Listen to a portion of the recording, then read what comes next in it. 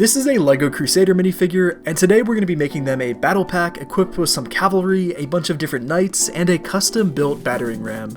To go against them, I'm also going to be building a half-broken fortress deep in the desert, guarded by a bunch of unique Middle Eastern-inspired warriors. So let's get right into it. To start, I think we should make our force of Crusader minifigures. For our two foot soldiers, I'll be using these custom printed parts from K-Town Bricks. They work perfectly in this case, and I'm also going to give them some good old-fashioned long swords. For our other two knights, we're going to make them look roughly the same, but with some small differences. This red one will get a backwards lion knight torso with a poncho to fight against the harsh desert that they find themselves in. We'll also give him a nice gold printed black helmet to match his legs.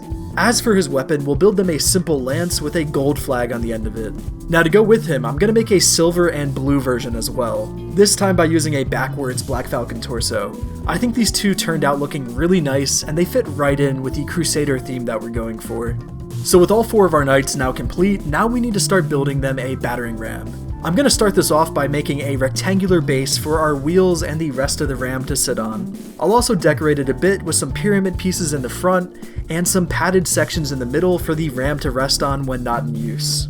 Now once we've added on the wheels, we can start to build up these support beams that'll hold the roof in place. All I'm doing is adding in some height with some 1x1 bricks, that'll then use some headlight bricks to extend these support beams out on either side. I'm also adding in some 1x1 cheese slopes to make the beams a little bit more interesting looking.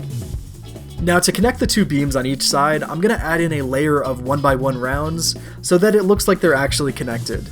It's not actually supporting anything, but it gives the impression of it, which is exactly what I'm looking for.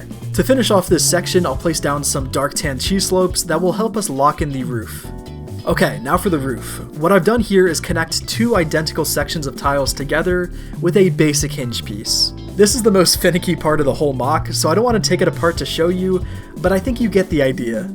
As for the ram itself, I've built it with a couple of those barrel pieces and attached it to the roof with a couple of chains. This was really annoying to figure out, so if you'd like a dedicated video about it, let me know. It's just way too much to include here. Now to attach the roof to the base, all we have to do is place it on top and gravity does the rest. And those cheese slopes that we added a second ago will help the roof from sliding off. It's not perfect, but I am really happy with it as it's my first time making a battering ram. If you're wanting to copy my version, I'd highly recommend looking at some other references like this one from Cube Brick. Looking at his really helped me out when designing mine, and I'm sure it will help you too. There's a ton of great battering ram mocks out there, so really look around and try to find some inspiration. Okay, now before we start building the castle for them to siege, I'd like to add another thing to the Crusader forces. In a previous video, we made a really nice looking catapult, and I'm gonna add it in here, because I think it fits really well with the Crusaders, and it will make more sense once the castle is finished being built. The design was inspired by this video here, but I've made quite a few changes to it aesthetically. It fires off minifigure heads really nicely, and it scales well with the battering ram that we made today. Okay, now let's build some warriors to guard the castle. To start, I'm going to make the leader / captain of the castle with a mix of some Prince of Persia parts and some old LEGO castle parts. This helmet in particular is such a great mold, and it works perfectly for this theme. I really love how this guy turned out, and the Prince of Persia dagger just looks so good. Now for his right-hand man, I've used a Prince of Persia torso and some padded kneecap legs that I think are from Avatar: The Last Airbender. These two look really cool next to each other, and I love the face prints on these guys.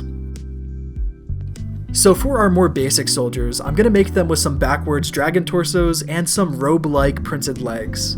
I think this combination of parts looks really nice together, and to finish them off, I'll also throw on some turbans. I think all four of these guys look really cool, but now we have to start building the castle. Now whenever I start a new mock, I always like to draw it out on paper first. I find this is a really great way to start off a mock, and it helps you visualize what you want to plan on building. It doesn't even have to be pretty, I always just do a rough sketch just so I know what I'm going for. As you can see, I want to have an already broken down wall in the middle of two towers on either side. This mock is also going to be set in the desert, so I wanted to have some of that shown in the terrain around the castle. So now that we have our rough blueprint ready, we can get started building. I'm going to break the build down into a couple of sections. First, the two towers. I decided on doing 5x5 as the base of the tower, so that they aren't too large for the broken wall that we're going to be building. Now for the actual towers, let me show you the basic detailing style that I'll be using. These are all the parts that go into it, and all you have to do is alternate these pieces as you go up until you have a nicely weathered looking tower. You'll notice that I'm only using the dark tan parts near the bottom to show you that it's more weathered and sandy near the base. The ingot pieces and the 1x1s do a great job at showing some cracks and divots in the wall, which really helps sell the idea that this castle is being eroded by the harsh desert. Another thing you want to remember here is to try and use smaller plates and tiles instead of using full bricks. Of course you can use masonry bricks as needed, but your walls will look a lot more realistic if you stick with these smaller, more detailed pieces. Around the back sides of the tower, I'm going to be leaving them blank, because you're not going to see them, and I have a pretty small parts collection, so this helps me save on pieces. If you have a small parts collection as well, I would highly recommend you do this. You can always go back in later and add in some more detail for the parts that you don't see. But for me, it just feels like a waste. Okay, so now that my two towers are at a decent height, I'm going to add in these snot bricks so that I can finish off the top of the tower. To these snot bricks, I'm going to lay down some cheese slopes that will act as an aesthetic support for the top of the tower. Now I'm going to be using these 6x6 plates on the top of the tower to add in some more depth to this otherwise very flat looking tower. It's just a little bit wider than the actual base, and it really helps the design in my opinion. For even more depth, you could also do the same near the base of the tower and increase the width a little bit, but the terrain that I'm going to build will achieve a similar effect. And to finish off these two towers, all we have to do is add in some detailed merlins and we're done. I think these two turned out looking really nice, and they both fit one minifigure comfortably. Okay, and now we can move on to the terrain. I want to keep it simple, so what I'm going to do is make a tan base plate to surround the two towers. That we can then add in some scattered rocks and some sandstone mounds too for detail.